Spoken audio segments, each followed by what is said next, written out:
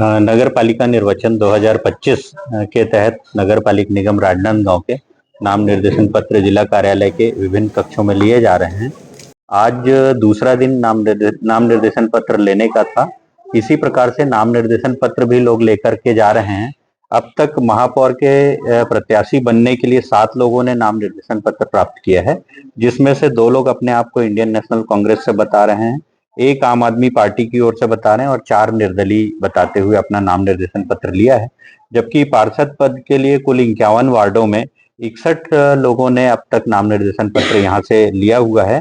इसमें Indian national Congress के 33, BJP के 21, आम आदमी पार्टी के 1 और निर्दलीय 5 लोगों ने अपने आप को उन पार्टियों से बताते हुए अपना नाम निर्देशन पत्र यहां से प्राप्त किया है।